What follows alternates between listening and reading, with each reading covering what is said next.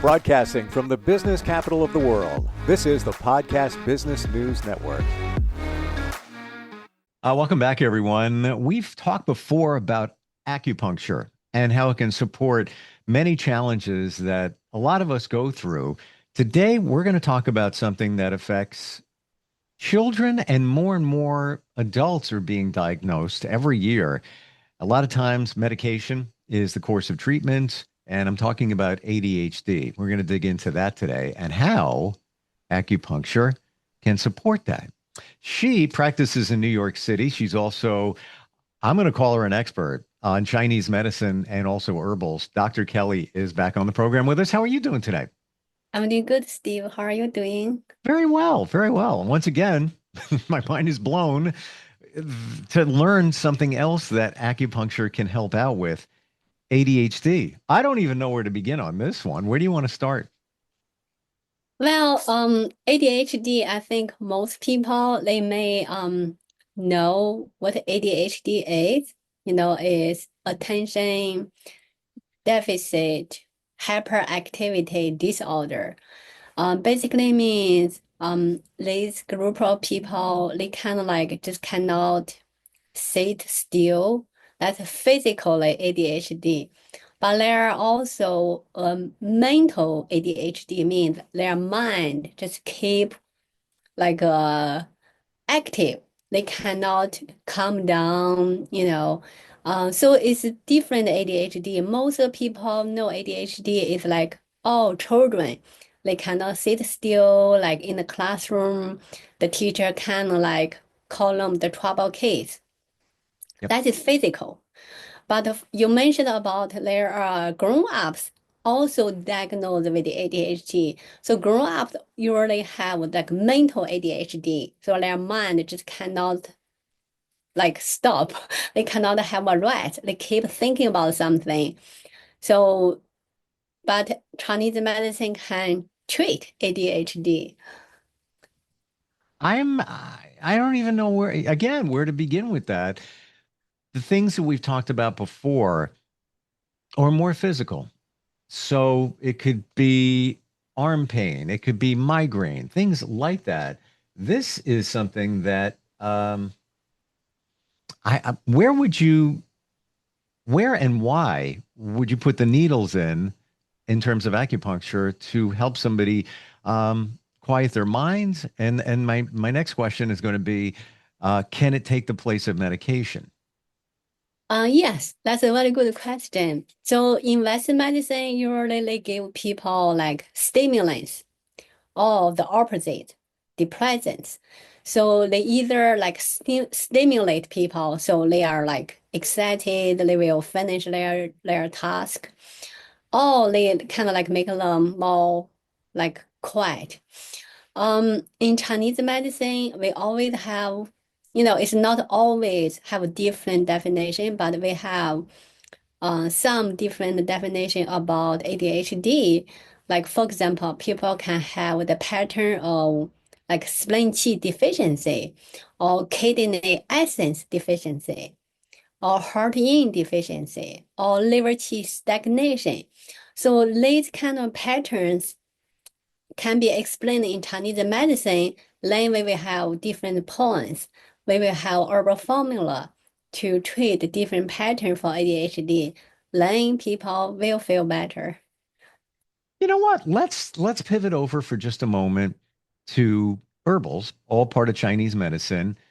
What would you mix up? And I want to go into detail because I've shared before for some stomach issues that I took herbal medicine was amazing.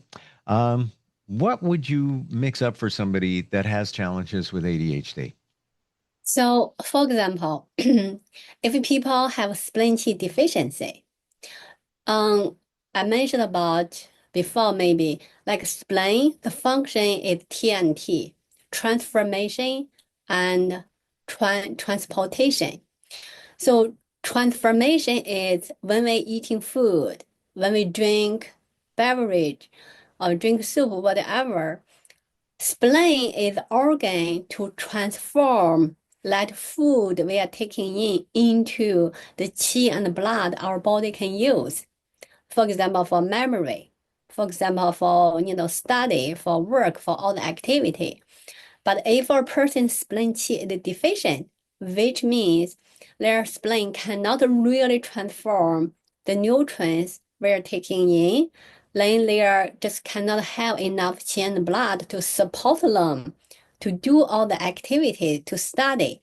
That's why a lot of ADHD people actually have maybe poor memory. Why? Because their blood is just deficient. They don't have enough blood to remember things. So in that way, we tonify the spleen, we tonify the blood, we tonify the qi. So it doesn't matter it's acupuncture or herbal formula, we can do the similar function. So their mind will be quiet, will be calming down. And actually a lot of patients, they told me, oh, Dr. Kelly, I just cannot take a rest. I just cannot. But after I put acupuncture in, they are rest. They don't feel the pain. They don't feel they don't feel irritable. So acupuncture do have the function to calm the mind. Now, you mentioned that there could be some type of deficiency connected to the blood with ADHD. Is Yes. what is actually going on there? Well, in Chinese medicine, heart and kidney are the two organs to support the memory. So if people have trouble to remember short-term things, some people just told this person something, he forgot right away. That usually means the kidney essence is deficient. Or some people couldn't remember the long-term thing, that usually means their heart yin is deficient. Kind of like heart doesn't have enough blood. So they just couldn't remember the long-term thing. So it doesn't matter is what kind of memory, but Chinese medicine can like kind of like tonify the heart blood and tonify the kidney so people can have more essence. So then they can remember. Um, if you ask me how, like you said, how can it work? So in Western medicine, they think people have ADHD is because of a neurotransmitter disorder. They don't have enough neurotransmitter to study, to remember. So think about it in this way. When people have enough qi and blood, they will be healthy. They will have more this kind of neurotransmitter. In that way, they can remember. So that's how Chinese medicine helping people about ADHD. Now, when you're placing the needles for somebody that has ADHD, is it always in the same spot, or it really depends on the person and what they describe?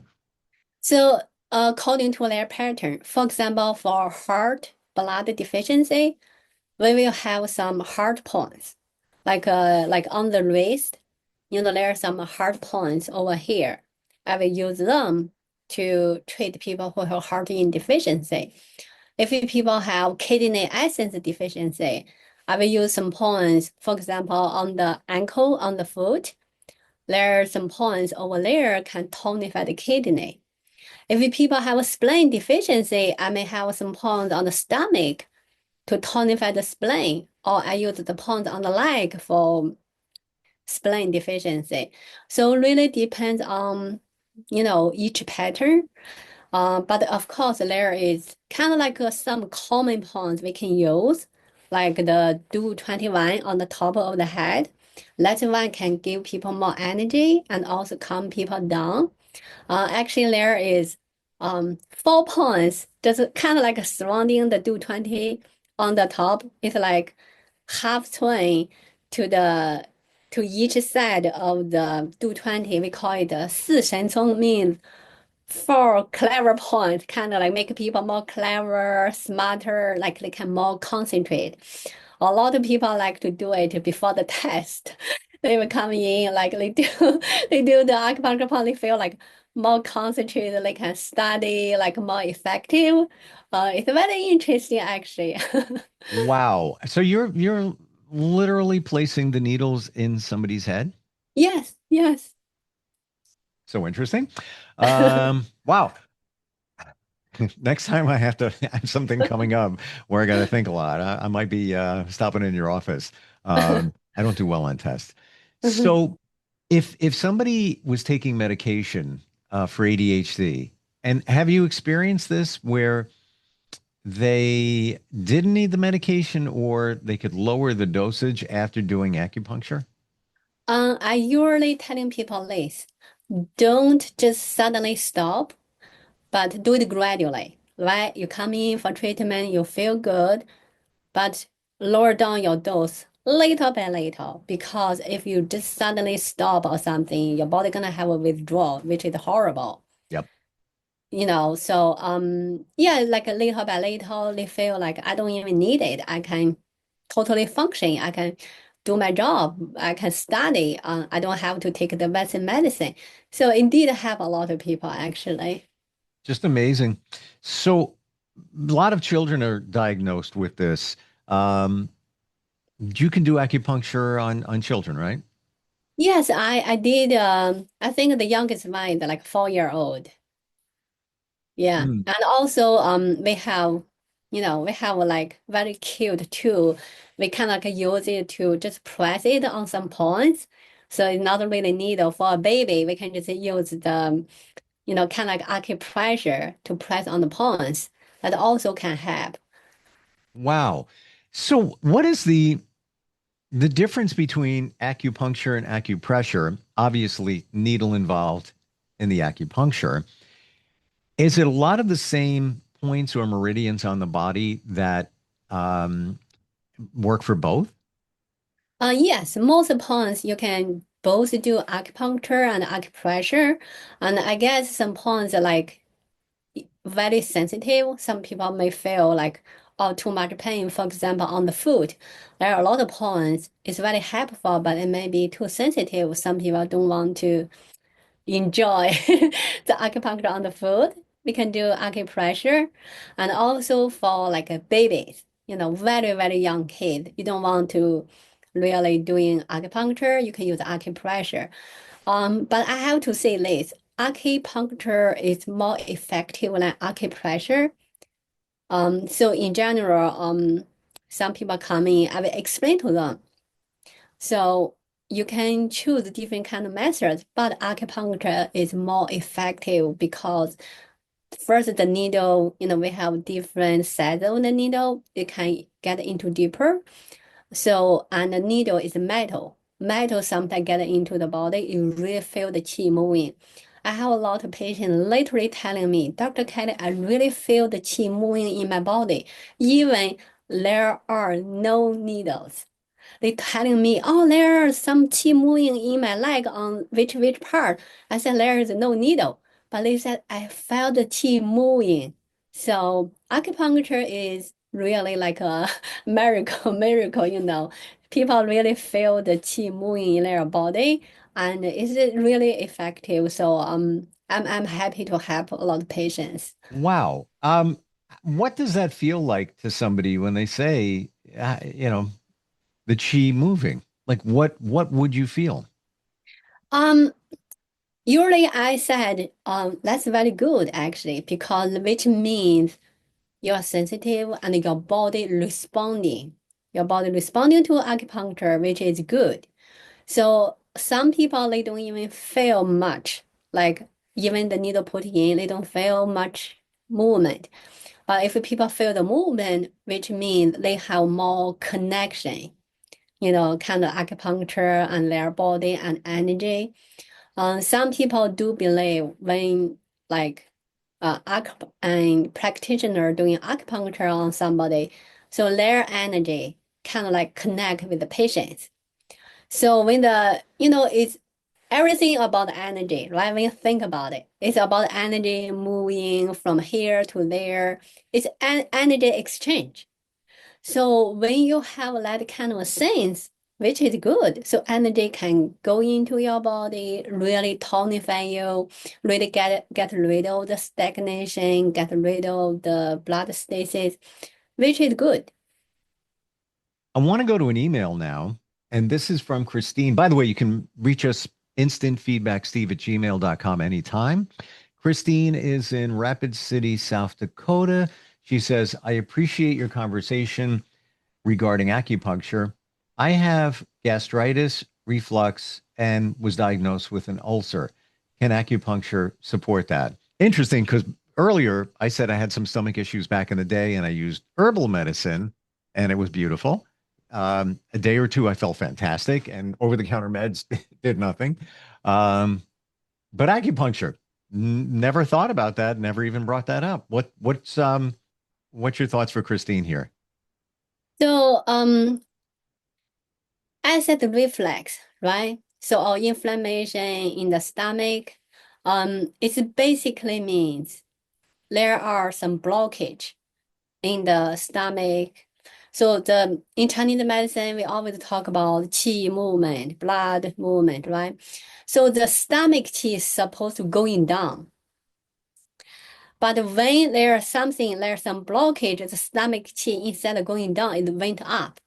Then people will have acid reflux, or some people may have inflammation in the stomach. So they may feel the burning, like people call it heartburn.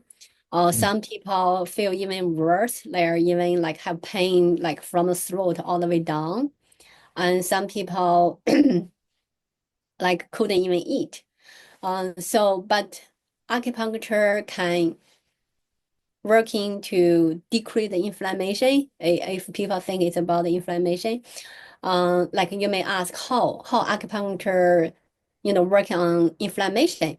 So in Chinese medicine, inflammation basically means heat, like stomach heat.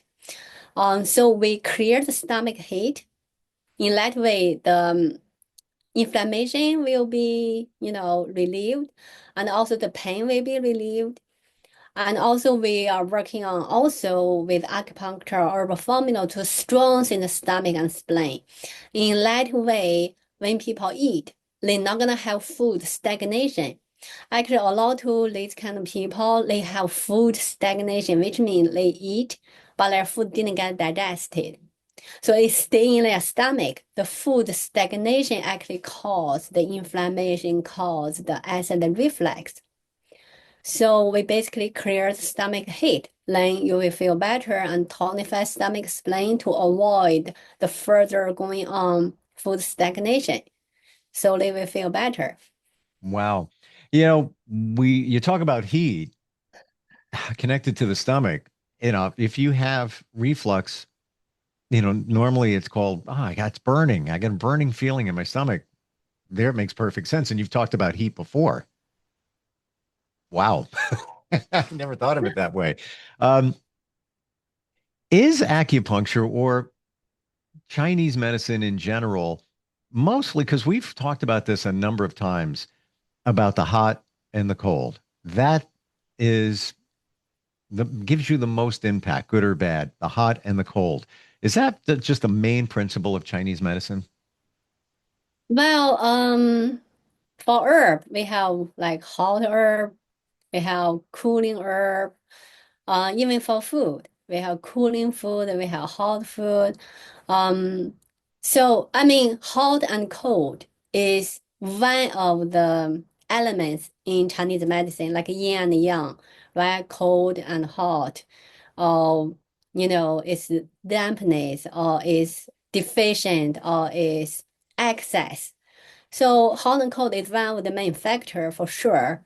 So that's why, I kind of like want to open a restaurant because a lot of people ask me, "Oh, Dr. Kelly, what kind of food I should eat for my condition?" So I will tell them, for example, if people have like deficiency heat, they should eat something to like generate more fluids.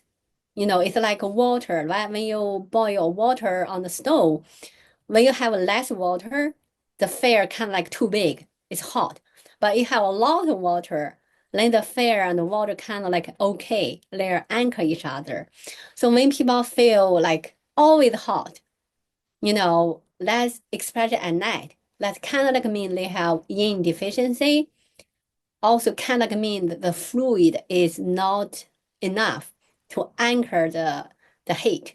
So they always feel hot. They also have trouble to fall in sleep.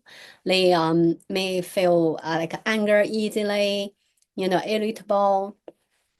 So in that way, we do have different food for hot and cold. Now, you've mentioned before, today, even in fact, that you can feel the chi. Somebody felt, yeah, I got the flow. I'm feeling better.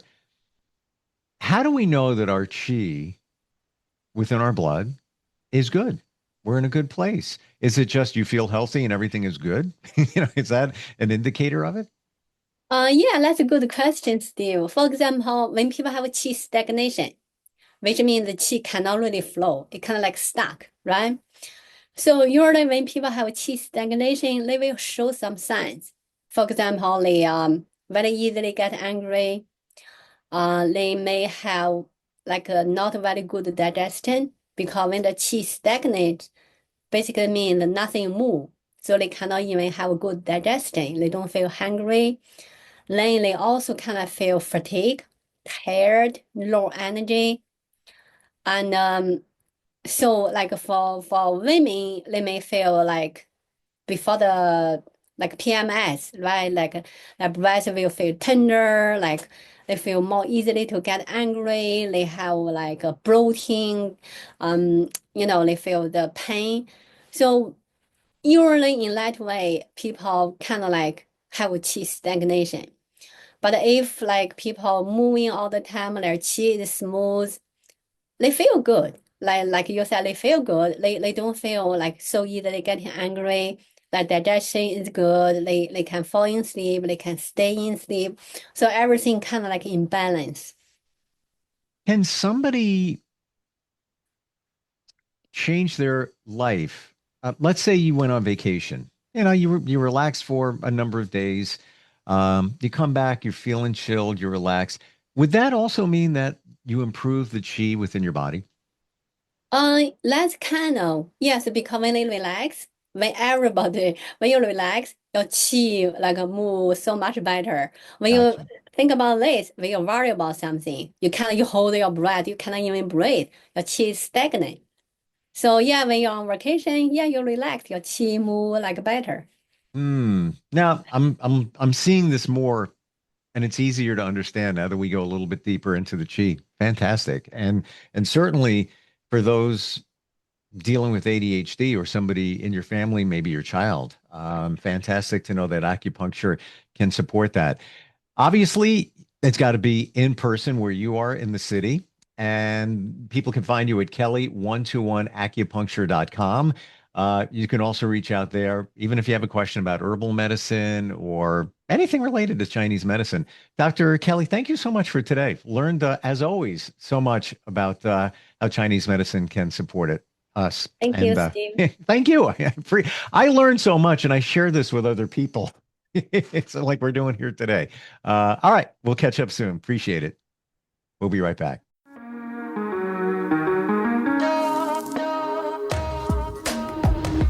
Broadcasting from the business capital of the world, this is the Podcast Business News Network.